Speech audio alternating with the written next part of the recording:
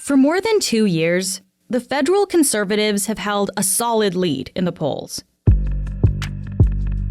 The party brought in close to $42 million in donations last year.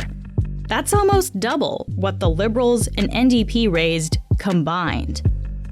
The Conservatives look poised to win this year's election. But there have been some big changes recently in Canadian politics, and it's forcing the Conservatives and leader Pierre Poilievre to rethink their strategies.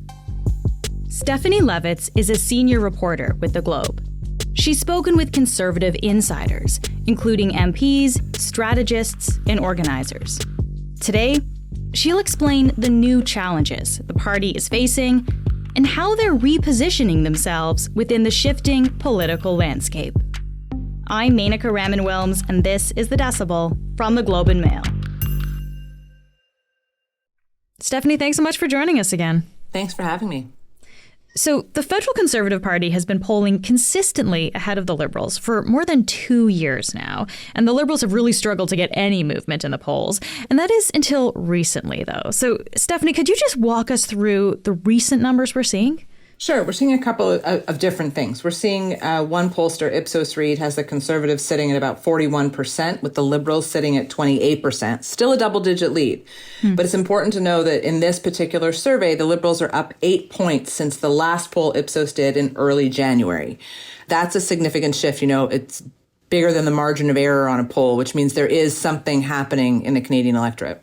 Interesting. And do we know what that is? Like, what is going on to cause that shift? Probably it's the Liberal leadership race and the decision by Justin Trudeau to announce he'll step down as Liberal leader when the party elects a replacement. The buzz around that, the idea who could replace him, what's that debate looking like? People are interested in that and perhaps now rethinking what they were telling pollsters previously, which is that they weren't going to vote for the Liberals because of Justin Trudeau.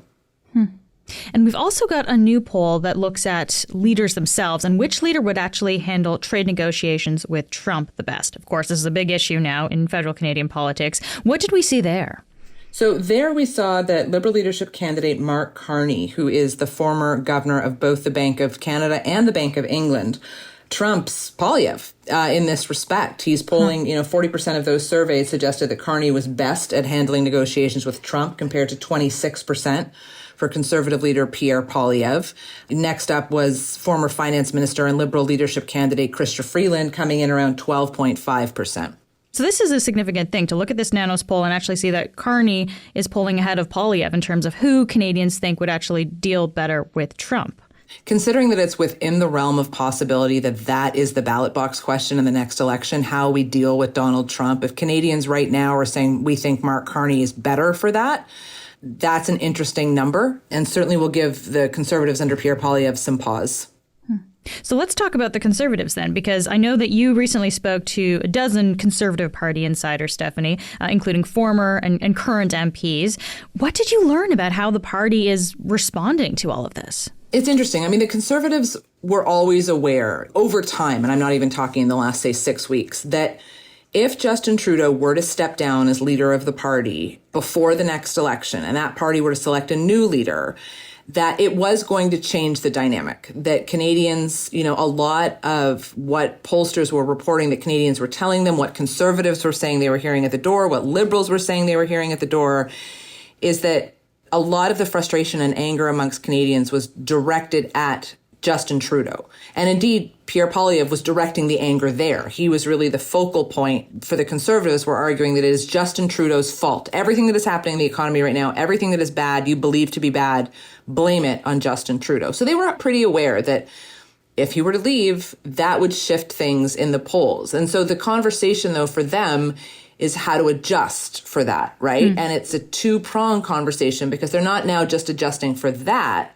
They're adjusting for a complete change in political discourse in this country, which is a move away from an internal domestic focus on cost of living pressures and the affordability crisis and housing to Trump and what a Trump presidency will mean for Canada on all of those fronts. That issue set hasn't changed. Just the framing of the issue set has changed. And having to deal with Donald Trump in order to manage that issue set is now going to be seen as like the key part of the job. as opposed to, foreign relations maybe sometimes being a little bit lower tier for a Canadian political leader. Okay, so there's two interesting things there that it seems like the Conservatives know that they're up against. The first is this shift away from the focus on Trudeau, and the second is this now new focus on Trump. So let's break that down, Stephanie. Let's look at the first one, the shift away from Trudeau. How are the Conservatives, I guess, maybe changing their strategy with Trudeau, soon to be gone? One of the things they're banking on, right, is that setting aside the Trump question, that really what we're heading into as a country is a change election, that Canadians are tired of a Liberal government that will have been in power 10 years as of this fall. They want something different. They want something new. And that's something the Conservatives hope is a conservative government. And one of the ways they're trying to keep up that narrative is to paint whoever is trying to replace Mr. Trudeau as just like Justin. It's a tag phrase. They're trying to link the candidates to the 9 years of the Liberal record. They're pointing to times that these candidates have been, walking in lockstep with Justin Trudeau, or perhaps behind some of the policies that the Conservatives argue have been detrimental to Canadians in the long term. And so just trying to remind people that, you might be changing the face of the Liberal Party, but it's still the Liberal Party. It is still the same government. It's an argument that can work when they're talking about Chrystia Freeland, who is the Deputy Prime Minister, the former Finance Minister, truly in lockstep with the Prime Minister for many years. Mark Carney is a more challenging argument to make to Canadians. It is true that he was brought on by the Liberals to advise them on economic policy. It is true that he has been in talks with the Liberal Party for some time to run as a member of Parliament, to become government, to join the government, but he never did. So it's tricky to sort of make that direct connection between the reason we have a housing crisis in this country is because Mark Carney didn't do anything. Well, that wasn't Mark Carney's to do. Whereas the reason we have a housing crisis in this country is because Chrystia Freeland didn't do all of these measures. You can make that argument a little more cleanly. Yeah, you can see a distinction there between those two candidates. Let's go to that second point that you mentioned, Stephanie, about how the Conservatives are having to shift now this focus from the internal affordability issues, the Trudeau issues, towards what's going on with Trump. So how is Pierre Poilievre, how are the Conservatives responding to that? One of the things we've seen them do very markedly in the last couple of weeks is a reframing of their basic argument to Canadians. And Pierre Poilievre himself will say, everyone who knows him will say, he is nothing if not consistent. He has been making the same arguments about Canada's economic policy and what he believes is good for the country for the better part of 20 years. The policy pitches that he has already put to Canadians to date, absent some that we've had in the last 48 to 72 hours, are things he's been talking about for decades. What has changed now is how he is framing them. And so the consumer price on carbon, the fuel charge, is probably a really good example of that. He has been talking about a need to end what he refers to as the carbon tax for a very, very long time. The Conservatives have talked about it for a very, very long time. They've always framed it, it's a tax on everything. It makes everything more expensive, does nothing to address climate change. You can quibble with that. But now he started talking about it as sort of like an anti-competitive tax. So Trump will love this tax because it means that businesses won't invest in Canada. They'll come to the U.S. That may or may not be true, but that's a complete reframing of why you should be opposed to a carbon tax. So it's things like that we're seeing. That's really interesting because the base argument is the same against the carbon tax. But as you said, they've shifted the focus to now make it more about Trump and what's going on there. Yeah, to meet people where they are, right? Which is, sometimes the sign of great politics, to be able to say, okay, you're not listening to my argument for policy X on these grounds, but I'm going to shift it. And maybe if I frame it this way, now you're going to listen to me. And I mean, the carbon price argument's not a new one, but it's just watching them pivot in that way. And so, when political leaders give these speeches at rallies or maybe a press conference, they have a plaque often on the front of their podium with their key campaign message. And for Poilievre, for the longest time, axe the tax, axe the tax, axe the tax. He would do other things depending on his announcement of the day, build the homes, stop the crime, fix the budget. Now what do we get? No matter what, Canada first. And a sort of reframing of his central overarching platform as putting Canada first in obviously a clear juxtaposition with U.S. President Donald Trump's Make America Great Again, America First strategy. That messaging change is a really interesting point here because it really shows what they're trying to focus on. I guess I want to ask you, too, how Poilievre is positioning himself against Trump or kind of opposing Trump, but without maybe not coming across as an opponent of Trump. Poilievre has received support from Elon Musk, of course, who's the owner of Tesla and X, who's now quite close with President Trump and working with him. I guess, how is Poilievre kind of navigating that space then? Poilievre has come out very strongly against the tariffs, as have Canadian political leaders across the spectrum. He doesn't think they're a good idea. He thinks they're bad for the economy. But what he has done when it comes to Trump, as opposed to situating himself as the fighter against Donald Trump, he situates himself as the fighter for Canada. Trump is not really part of that equation. He likens, what Mr. Trump is trying to do to somebody who is preying on weakness. And then Poilievre goes into this argument about why Canada, in his view, is weak, why that's the fault of the Liberal government. So he pushes Trump out of that equation. He's been asked multiple times, how would you deal with U.S. President Donald Trump? He always brings the answer back to domestic things. So he's not, I guess, taking voters to a place where they can imagine him at a boardroom table staring across the eyes of the American president and standing up for Canada. He's still situating himself, the Prime Minister, in the House of Commons, fixing your taxes, bringing down crime, focused on you, not on the U.S. president. And I think that's an interesting thing, because where that comes from a bit is the tension in his own party and what he's trying to do on this path to becoming Prime Minister. There is a base of that party, a faction within it, that really, really likes Donald Trump, is attracted to him politically, thinks that the things that he is doing are beneficial, overdue, would have merit in certain circumstances in the Canadian economy and the Canadian system. They're not exact. Even the diehard Trump supporters know that Canada functions differently. And Poilievre, of course, does not want to alienate them. Conversely, he is trying to attract a swath of new voters to the party, which surveys continually suggest are open to voting for Mr. Poilievre, but they really don't like Donald Trump. And he can't agitate those voters either, because he needs this big coalition to form a majority government. I wonder, given the recent polling that we talked about off the top, those numbers of people preferring Carney dealing with Trump as opposed to Poilievre, might we see Poilievre's approach change as a result of that? Because it sounds like, his focus on domestic issues, maybe he needs to start shifting that towards, people seeing him actually as someone who can go up against Trump. Yeah, it's an interesting question. I mean, as I alluded to before, he's not a guy who shifts. He holds on to the ideas and the strategies that he believes will work best. And inside the Conservative Party right now, there are a lot of people who say this Trump thing, is bad for the country. We need to deal with it. But it still is not the ballot box question. I keep using that cliche. But when people go to vote on Election Day, the question might be, who do you trust to get things done? Maybe we're not talking about who do you trust to go up with Trump. This is still a change election. Let's not forget 9 years of Liberal governance, even with a new leader. And even as some of these leadership candidates are literally ripping up Liberal Party policies that have been in place for years. Such as Carney and Freeland going back again on the carbon tax, of course. Yeah. Right. For example, Poilievre's argument, I think, with Trump's not going to shift. He's going to have to find more strategies to attack the Liberals. Because if people are sort of looking to them, well, they're much better to deal with Trump, well, Poilievre might have an argument that goes something like, okay, but what about all the other stuff? Your kid still needs a home.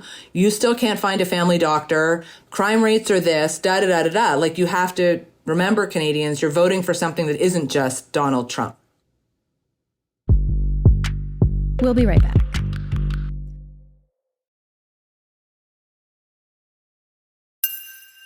You've talked a bunch, Stephanie, about how the Conservatives have kind of had to maybe refocus, is the term, in their strategies now with Trump as part of the equation.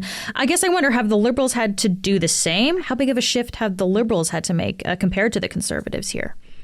I mean, the Liberals are in a tricky place because, of course, you have a Liberal Prime Minister currently running the country and trying to devise strategies to protect the economy, negotiate with Trump, do a bunch of cast forward stuff. And then you have this Liberal leadership race where these people are trying to replace Justin Trudeau. And in recent leadership races, of which there have been more for the Conservatives, the candidates all come in and you'll get to a point in the race where you'll realize that they all vaguely agree with each other because, of course, they do. They're of the same party. The tension right now with the Liberals is that you have the two, let's say, front-running candidates, Mark Carney and Chrystia Freeland, as we talked about a second ago, are pushing back against all of those years of liberal orthodoxy. I mean, right now you even have the finance minister, Dominic LeBlanc, out and about talking about the need to slow down government spending and cut taxes. That's not a usual liberal talking point. And so those conversations going on, they very much are a response to Trump. They have to be, because otherwise you wonder, where have they been recently?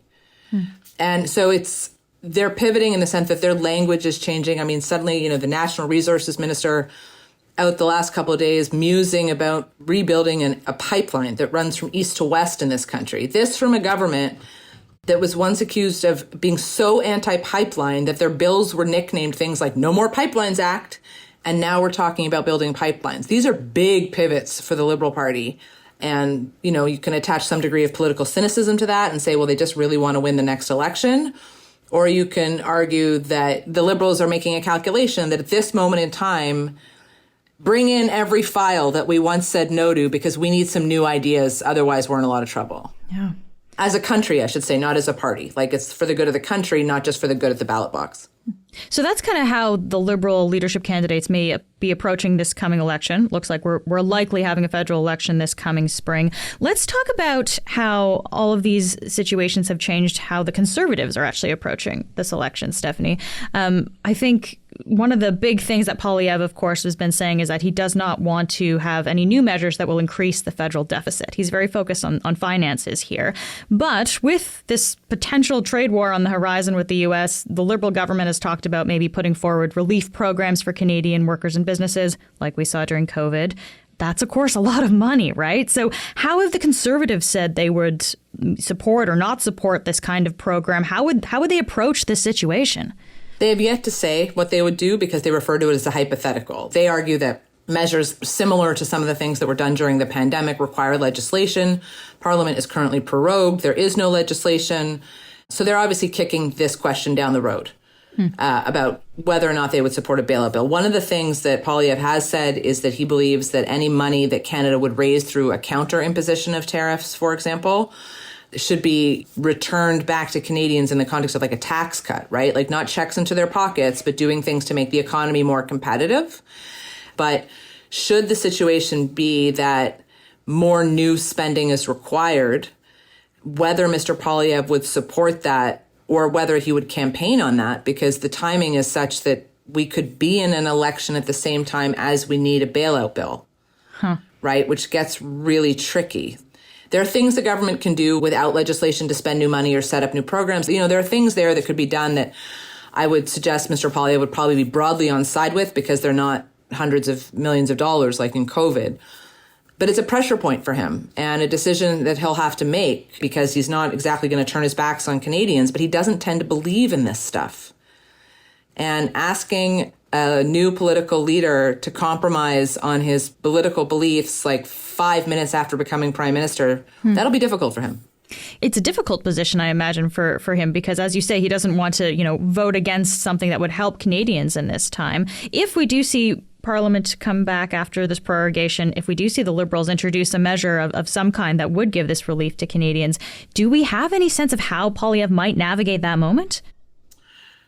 I mean, we can look to the past a little bit on that and how he's navigated similar challenges in the past. Like, I'll take as a for example, the vote on the bill that legislated the existing national daycare program that we currently have, that multi-billion-dollar program that aims to get daycare costs in this country to an average of $10 a day. Right. Conservatives don't tend to like these big national government programs, but how do you vote against childcare? You don't. Pierre Poilievre voted for that bill.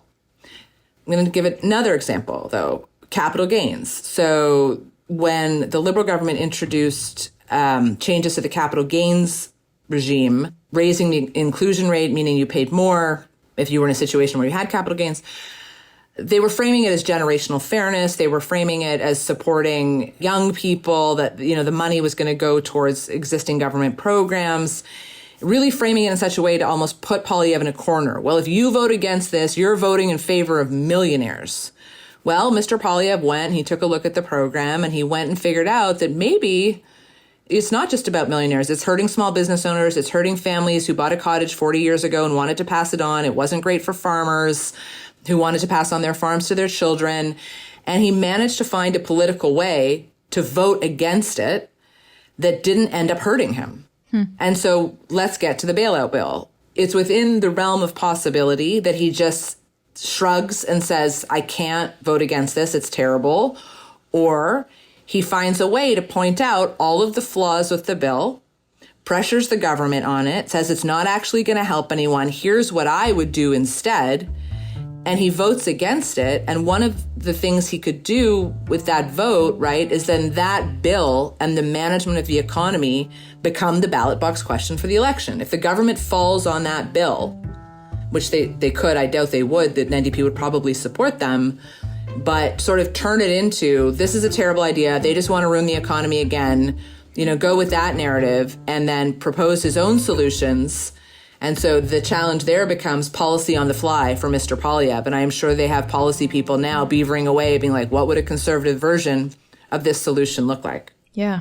That's some interesting context there for sure. And I will just go back to the capital gains that you were mentioning. The Liberals have now said they're going to postpone that till mid next year. So that's, again, one of those things that you said that they've actually changed their position on. They've changed their position on, and political pressure is the thing that got them to that. Just very lastly here, I'm just wondering about conservative strategy going into this next election, Stephanie, around Pierre Poilievre specifically, because he's been an opposition leader for so long, right? Is there a shift in strategy, though, to make him seem more prime ministerial ahead of an election? There has to be. Every leader of the opposition has to at some point move from doing their job as leader of the opposition, which is oppose, and to the propose phase. So I've been holding the government to account for X number of years. I think I can do better at the job. Here is why. And so that's the question. As we've seen in the last few days, Mr. Poilievre has rolled out a whole bunch of policy, mostly, tangentially connected to the United States. So he's done that. He, instead of being sort of like the folksy guy on the construction site, wearing a hard hat and a reflective vest, he's in a suit. He's very cleaned up. He's trying to present himself as, not to say he wasn't a leader of the opposition is being a leader, but trying to move into Canadians' minds. I made a reference earlier in our conversation about imagining Pierre Poilievre sitting across the board table with Donald Trump. Canadians have to have that vision shift for a leader, right? They have to shift them from, that's like the guy who's always like yelling at the government, to that guy is the government. And some of that is sartorial. It's what they wear. It's in their tone of voice. It's how they engage in public. It's the things they choose to comment on and not choose to comment on. And so, yes, I think that has always been the plan for the Conservatives. Entering into the election year, you would start to see deliberately, okay, what would a Poilievre government look like? And we're there. The challenge for them is that next election could be very soon, in a matter of weeks. And they will go up against an untested, potentially Liberal leader. And so all of their preparation, they might not just have enough time to fully flesh out the image that he wants to present to Canadians. But the reality is the party still has this double-digit lead in the polls and are likely on the road to victory, regardless of how many suits he gets to wear in front of a camera in the meantime. Stephanie, thank you so much for your insights and for taking the time to be here. My pleasure. Thank you.